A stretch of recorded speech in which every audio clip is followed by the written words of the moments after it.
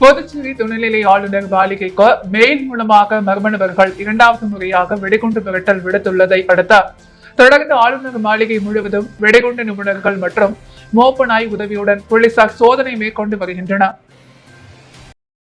புதுச்சேரி ரங்கப்பிள்ளை வீதியில் அமைந்துள்ளது ராஜ்நிவாஸ் புதுச்சேரி துணைநிலை ஆளுநர் மாளிகை. இங்க துணைநிலை ஆளுநர் கைலாசநாதன் உட்பட அரசு அதிகாரிகள், பணியாளர்கள் என 50க்கும் மேற்பட்டோர் உள்ளனர்.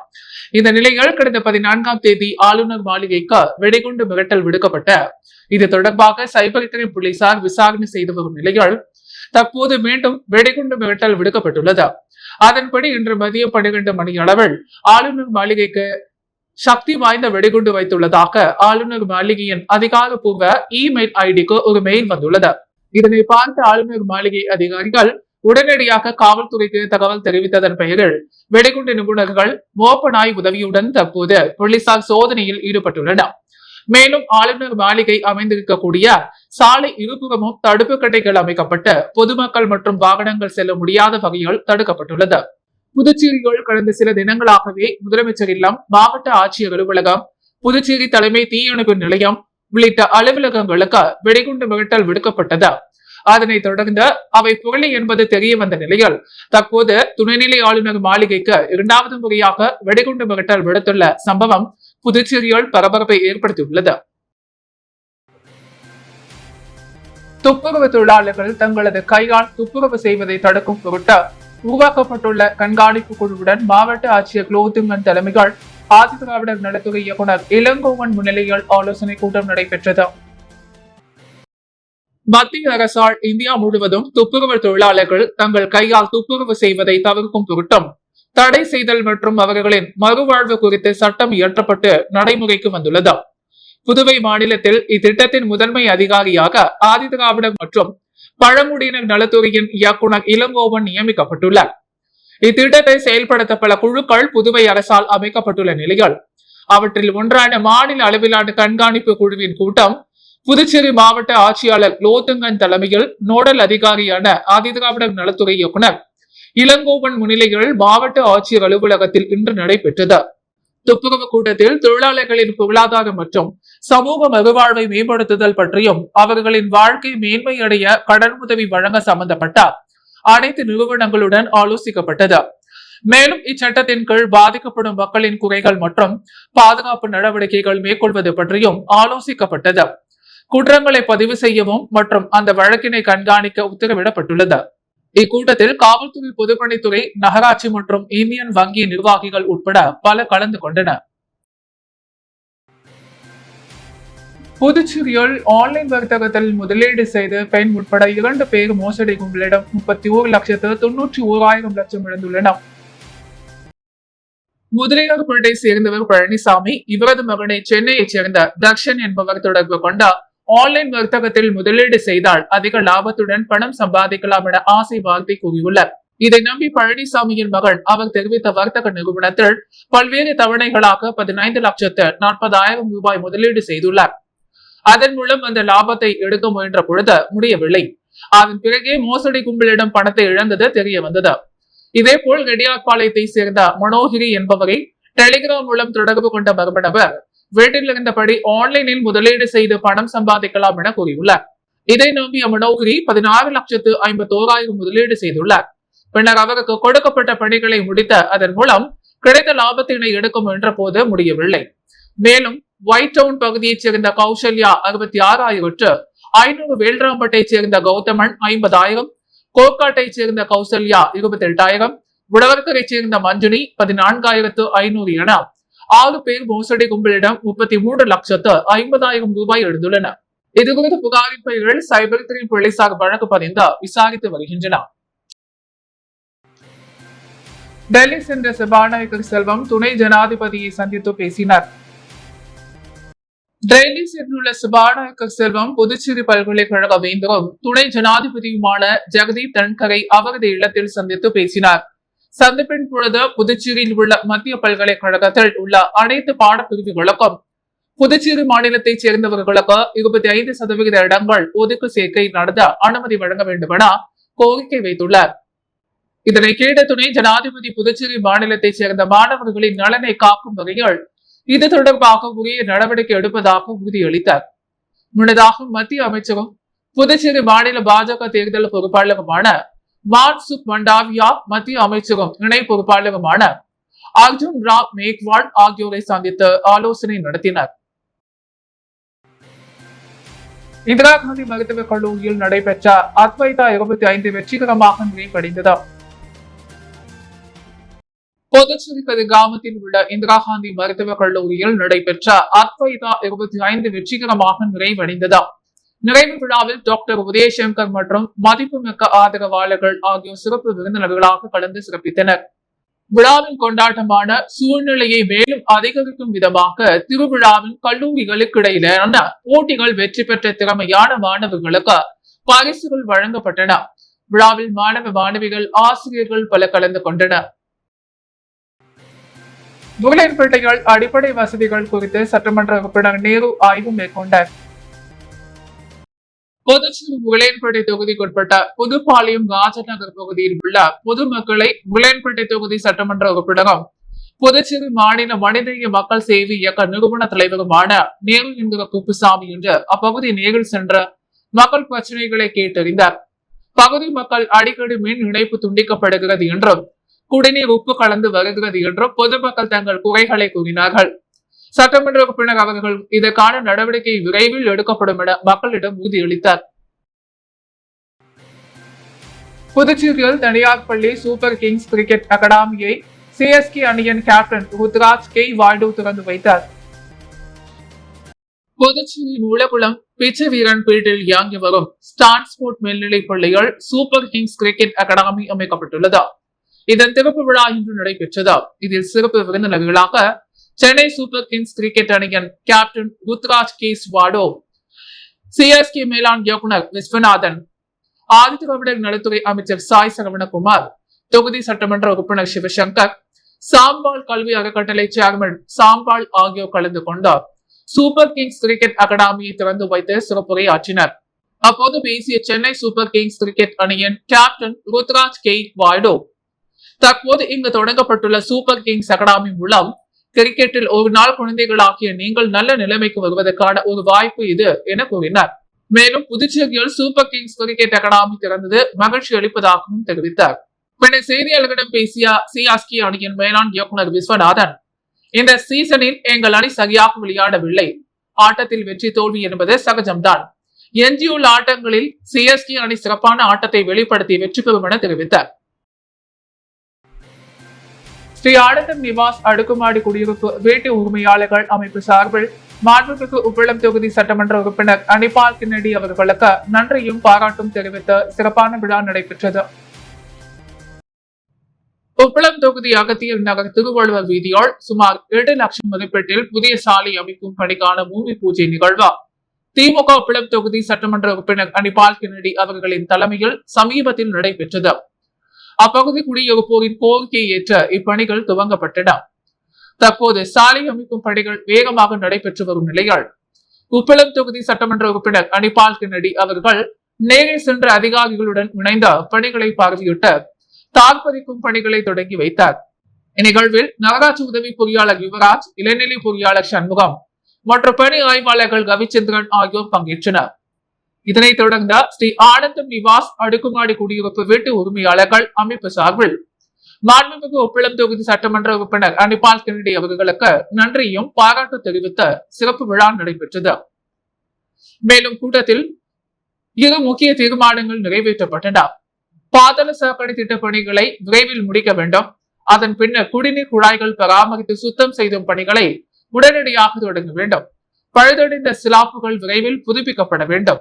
திருவள்ளுவர் சாலையும் அவை நகர் வழியாக தேங்காய் திட்டு துறைமுகத்துடன் இணையும் புதிய கான்கிரீட் சிமெண்ட் சாலை அமைக்க வேண்டும் என கோரிக்கை சட்டமன்ற உறுப்பினர் முன்னிலையில் விடுக்கப்பட்டது.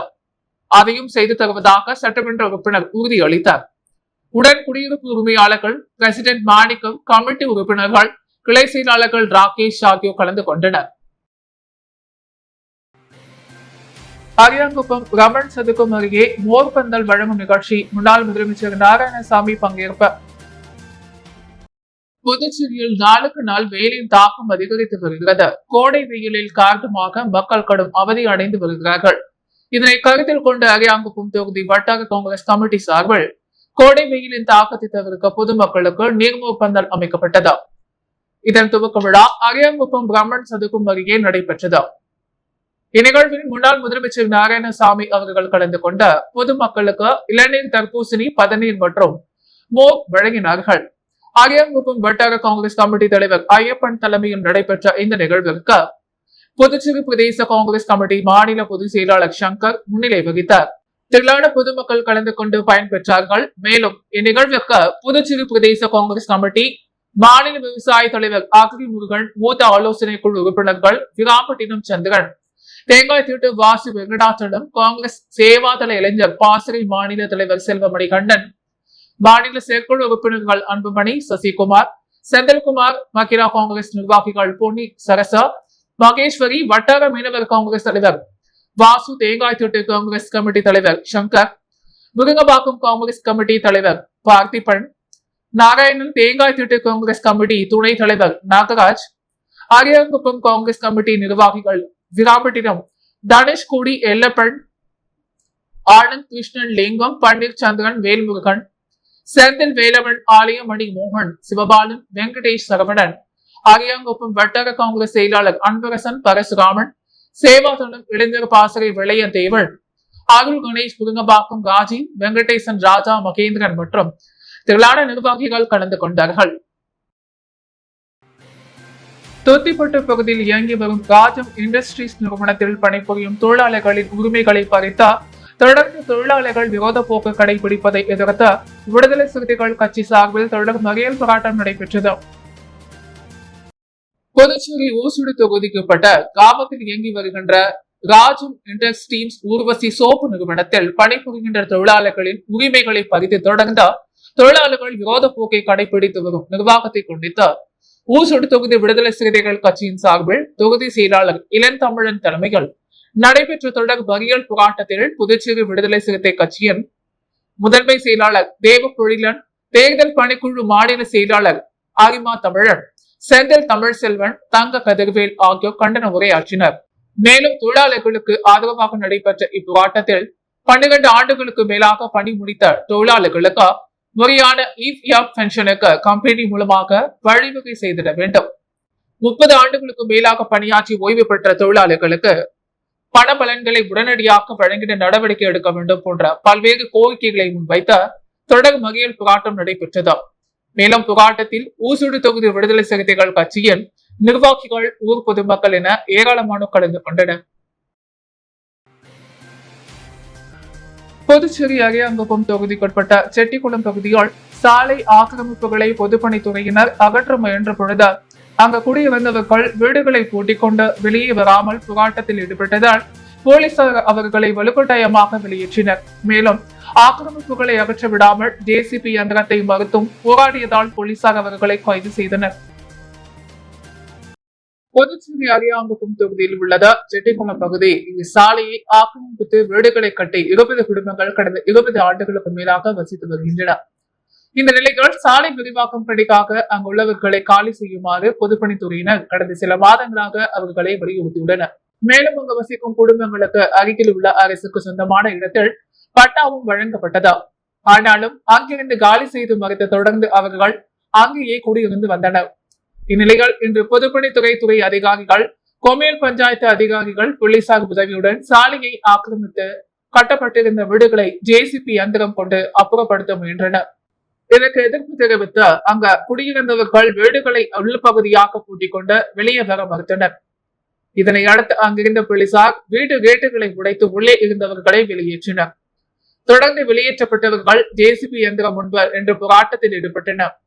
இதனையடுத்து அங்கிருந்தவர்களை போலீசார் வலுக்கட்டாயமாக கைது செய்தனர்.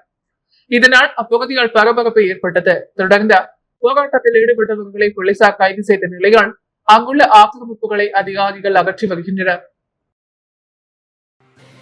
திப்ராய்பேட்டையில் லெப்ரசி மாற்றுத்திறனாளிகள் குடியிருப்பு பகுதிகளில் கலெக்டர் லோத்தங்கன் அனிபால் கென்னடி சட்டமன்ற உறுப்பினர் ஆய்வு மேற்கொண்டார்.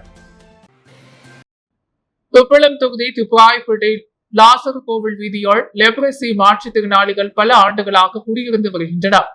அவர்களுக்கு இலவச மினிப்பட்டா வழங்க கோரி திமுக மாநில அமைப்பாளர் சிவா, அனிபால் கென்னடி, சட்டமன்ற உறுப்பினர் ஆகியோர் முதல்வர் ரங்கசாமியை சந்தித்து கோரிக்கை வைத்தனர். இதையடுத்து முதல்வர் அப்பகுதியை பார்வையிட்டு மினிப்பட்டா வழங்க கலெக்டருக்கு உத்தரவிட்டார். இந்நிலையில் அனிபால் கென்னடி, சட்டமன்ற உறுப்பினர் கலெக்டர் குலோத்துங்கன், நில அளவை இயக்குநர் செந்தில்குமார், நகராட்சி ஆணையர் கந்தசாமி, தாசில்தார் பிரதிநிதி ஆகியோர் நேற்று அப்பகுதியை பார்வையிட்டு ஆய்வு மேற்கொண்டனர். அப்போது அப்பகுதி மக்கள் 30 ஆண்டுகளுக்கு மேலாக இப்பகுதியில் வசித்து வருவதாகவும், எங்களுக்கு இதே இடத்தில் இலவச மினிப்பட்டா மற்றும் அடிப்படை வசதிகள் செய்து தர வேண்டும் என கோரிக்கை வைத்தனர். இதையடுத்து கலெக்டர் அரசுடன் கலந்து ஆலோசனை செய்து தக்க நடவடிக்கை எடுப்பதாக உறுதியளித்தார். அரசியல் அமைப்பு சட்டத்தை பாஜக சிதைப்பதாக காங்கிரஸ் தலைவர் வைத்திலிங்கம் குற்றம் சாட்டியுள்ளார். புதுச்சேரி காங்கிரஸ் கட்சி அலுவலகத்தில் செய்தியாளர்களை சந்தித்த வைத்திலிங்கம் எம்பி, தமிழக அரசுக்கு ஆதரவாக உச்சநீதிமன்றம் தீர்ப்பளித்ததை பாஜகவினர் கண்டிக்கின்றனர். உச்சநீதிமன்றத்தை சட்டமன்ற உறுப்பினர்கள் மிரட்டுகின்றனர். கோர்ட் செயல்பாடு குறித்து துணை ஜனாதிபதி கருத்து தெரிவித்திருப்பது வேதனையானது. அரசியல் அமைப்பு சட்டத்தை சிதைக்கும் முயற்சிகள் பாஜக ஈடுபட்டுள்ளது. இதனை கண்டித்தும் அரசியல் அமைப்பு சட்டத்தை பாதுகாக்க வலியுறுத்தி புதுச்சேரியில் வரும் 1ஆம் தேதி காங்கிரஸ் சார்பில் மாநிலம் தழுவிய போராட்டம் நடத்தப்படும். வரும் 3ஆம் தேதி முதல் 10ஆம் தேதி வரை நேஷனல் ஹெரால்ட் வழக்கு விவரத்தை தெரிவிக்கும் வகையில் மாவட்ட அளவில் போராட்டம் நடத்தப்படும். வேலை வாய்ப்பினை மற்றும் விலைவாசி உயர்வை கண்டித்து வரும் 11ஆம் தேதி முதல் 20ஆம் தேதி வரை தொகுதி வாரியாகவும், 21ஆம் தேதி முதல் 30ஆம் தேதி வரை வீடு தேடி சென்று மக்களை சந்திக்கும் போராட்டம் நடத்தப்படும் என்றார். தொடர்ந்து செய்தியாளர்களை சந்தித்த மாநில காங்கிரஸ் பொறுப்பாளர் மோகன்குமார் மீண்டும், மோடி, அமித்ஷாவின் கைகூலியாக உள்ள அமலாக்கத்துறை இன்று அமித்ஷா துறையாக மாறியுள்ளது. அரசியல்வாதிகள் மீது அமலாக்கத்துறை பொய் வழக்கு பதிந்த பாஜகவில் இழப்பது வாடிக்கையாக உள்ளது. நேஷனல் ஹெரால்டு வழக்கில் குற்றம் நடந்ததற்கான ஆதாரமே இல்லை.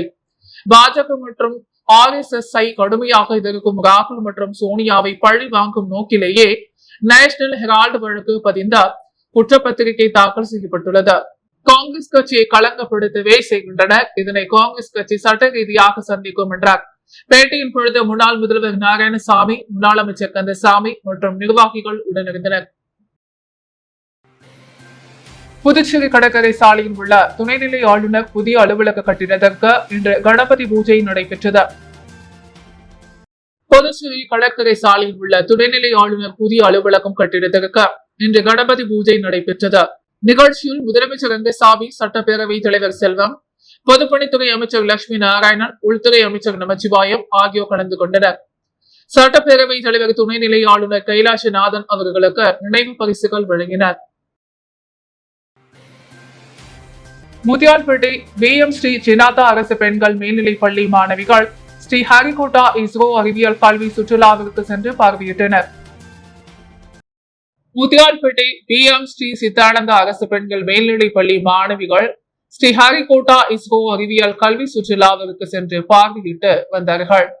புதுச்சேரி அரசு பள்ளி கல்வித்துறை ஏற்பாடு செய்திருந்த இந்திய விண்வெளி ஆய்வு நிலையம் இஸ்ரோ ஸ்ரீ ஹரிகோட்டாவி முத்தியால்பேட்டை BM ஸ்ரீ சின்னதா அரசு பெண்கள் மேல்நிலைப் பள்ளி மாணவிகள் பார்வையிட்டு வந்தார்கள்.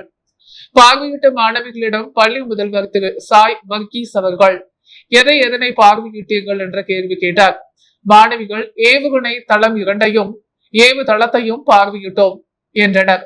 பள்ளி முதல்வர் மாணவர்களை பாராட்டி வாழ்த்தினார். இந்நிகழ்ச்சிக்கு ஆசிரியர் பெருமக்கள் வழிகாட்டியாக இருந்தனர். நிகழ்ச்சி ஏற்பாடுகளை பள்ளி முதல்வர் மற்றும் ஆசிரியர் பெருமக்கள் செய்திருந்தனர். Indian ex service league coupon பிறந்தநாள் விழா பல்வேறு நலத்திட்ட உதவிகள் வழங்கி கொண்டாடப்பட்டது. இந்தியன் எக்ஸ் சர்வீஸ் லீக் புதுச்சேரியில் மூத்த உறுப்பினரும் AC மெம்பருமான குப்பன் தனது 74ஆம் ஆண்டு பிறந்த நாளை அவரது பண்ணை வீட்டில் குடும்ப உறுப்பினர்கள் சூழ கேக் வெட்டி மிகவும் சிறப்பாகவும் கோலாகலமாகவும் IESL தலைவர் பெருமாள் அவர்கள் தலைமையில் கொண்டாடப்பட்டது. IESL நிர்வாகிகள், AC மெம்பர் மற்றும் IESL உறுப்பினர்கள் அவரது உறவினர்கள் திரளாக கலந்து கொண்டு பொன்னாடை போர்த்தி கௌரவித்து சிறப்பு பரிசுகள் வழங்கி வாழ்த்து தெரிவித்தனர். விழாவில் கலந்து கொண்ட அனைவருக்கும் சிறப்பான அறுசுவை உணவு வழங்கி உபசரித்தார். விழா முடிவில் அனைவருக்கும் இனிப்பு அடங்கிய தொகுப்பு வழங்கப்பட்டது. விழா முடிவில் தேவராஜி நன்றி கூற விழா இனிதே நிறைவு பெற்றது. விழா ஏற்பாடுகளை குப்பன், அவரது மனைவி மற்றும் குடும்ப உறுப்பினர்கள் மிகவும் சிறப்பாக செய்திருந்தனர். கோவிந்தசாலை பாரதிபுரம் மெயின் ரோட்டில் எழுந்தருளி இருக்கும் அருள்மிகு ஸ்ரீ உலகமுத்து மாரியம்மன் என்கிற யோகமுத்து மாரியம்மன் திருக்கோவில் மகா கும்பாபிஷேகம் விழா இன்று நடைபெற்றது. புதுச்சேரி மாநிலம் உருளையன்பேட்டை தொகுதி கோவிந்தசாலை பாரதிபுரம் மெயின் ரோட்டில் எழுந்தருளி இருக்கும் அருள்மிகு ஸ்ரீ உலகமுத்து மாரியம்மன் என்கிற யோகமுத்து மாரியம்மன் திருக்கோவில் மகா கும்பாபிஷேக விழா இன்று நடைபெற்றது. விழாவில் உருளையன்பேட்டை தொகுதி சட்டமன்ற உறுப்பினரும் புதுச்சேரி மாநில மனிதநேய மக்கள் சேவை இயக்க நிறுவன தலைவருமான நேரு என்கிற குப்புசாமி தலைமையில் மகா கும்பாபிஷேக விழா வெகு விமரிசையாக நடைபெற்றது. மேலும் விழாவில் கோவிந்தசாலை பகுதியைச் சேர்ந்த ஒரு முக்கிய பெரியவர்களும் அப்பகுதியைச் சேர்ந்த பொதுமக்களும் திரளாக கலந்து கொண்டனர். மற்றும் புதுச்சேரி மாநில மனிதநேய மக்கள் சேவை இயக்கத்தைச் சேர்ந்த நிர்வாகிகளும் பிரமுகர்களும் மகளிர்களும் இளைஞர்களும் அனைவரும் கலந்து கொண்டு சிறப்பித்தனர். அம்மனின் அருள் பெற்றனர். வெளியூர் பகுதிகள் அருள்மிகு ஸ்ரீ கோகிலாம்பிகை உடனுரை ஸ்ரீ திருகாமேஸ்வரர் ஆலய 6ஆம் மண்டபம் பூமி பூஜை விழா மிக சிறப்பாக முறையில் நடைபெற்றது. அருள்மிகு ஸ்ரீ கோகிலாம்பிகை உடனுரை ஸ்ரீ திருகாமேஸ்வரர் ஆலய 6ஆம் திருவிழா மண்டப பூமி பூஜையும் மற்றும் வன்னியர் குல மரபினர் 6ஆம் நாள் யானை வாகன திருவிழா ஆலோசனை கூட்டமும் நடைபெற்றது. மேலும் நடைபெற்ற ஆலோசனை கூட்டத்தில் பெருமாள் கோவில் உற்சவத்தை பற்றியும் 6ஆம் திருவிழா மண்டபம் சீரமைப்பு பற்றியும் விரிவான ஆலோசனை கூட்டம் நடைபெற்றது. இதில் வன்னியர் சங்க தலைவர் மதியழகன், சம்பத் பிரேம்குமார், சத்தியமூர்த்தி, செந்தாமரை கண்ணன், மாறன் முருகன், ரமணன், மணிகண்டன், பெருமாள், பாபு, விமல்ராஜ், சுதர்சன் ஆசிரியர், தண்டபாணி ஆசிரியர் உட்பட வன்னியர் குல மரபினர்கள் திரளான கலந்து கொண்டு விழாவினை சிறப்பித்தனர். நிகழ்ச்சிக்கான ஏற்பாட்டினை வன்னியர் மடம் தனி அதிகாரி ராமதாஸ் விழா குழுவினர் மற்றும் வன்னியர் மடம் பராமரிப்பு குழுவினர் மிக சிறப்பான முறையில் செய்திருந்தனர். புரட்சியாளர் அம்பேத்கரின் பிறந்தநாள் விழா மற்றும் விடுதலை சிறுத்தைகள் கட்சியின் அரசியல் அங்கீகார வெற்றி விழா மற்றும் அக்கட்சியின் தலைவர் தொல் திருமாவளவனுக்கு நன்றி கலந்த பாராட்டு விழா வில்லியனூரில் நடைபெற்றது.